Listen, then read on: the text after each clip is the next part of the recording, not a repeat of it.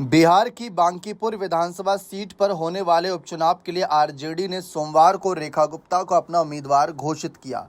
Party की ओर से नाम की घोषणा के साथ ही उन अटकलों पर विराम लग गया कि आरजेडी नित महागठबंधन इस सीट पर जन स्वराज पार्टी के संस्थापक प्रशांत किशोर का समर्थन कर सकता है। इस बीच आरजेडी की प्रत्याशी रेखा गुप्ता ने टिकट मिलते ही प्रशांत किशोर को जमकर खदेड़ा।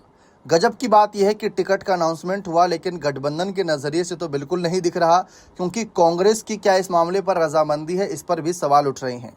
लेकिन बांकीपुर से विपक्ष की उम्मीदवार रेखा कुमारी ने कहा कि आरजेडी ने मुझ पर दोबारा विश्वास जताया। बता दें कि 2025 के इलेक्शन में भी इन्हें नितिन नवीन के खिलाफ उतारा था।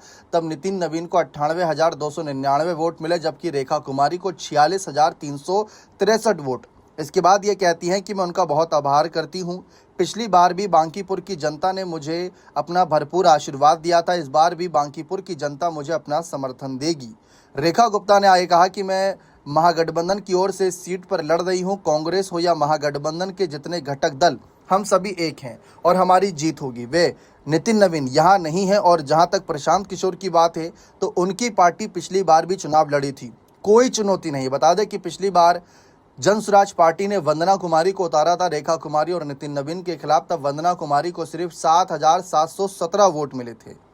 एनडीए लगातार दावा कर रहा है कि सीट पर हमारी आसान सी जीत दर्ज होगी, लेकिन रेखा कुमारी ने जिस तरीके से प्रशांत किशोर की चुनौती को लेकर ये कहा कि उनकी तरफ से तो कोई चुनौती है ही नहीं, क्योंकि पहले भी जन स्वराज की पार्टी को जनता सिरे से नकार चुकी है, जमानत जब्त हो गई थी और इस बार भी वही कुछ हाल हो सकता है।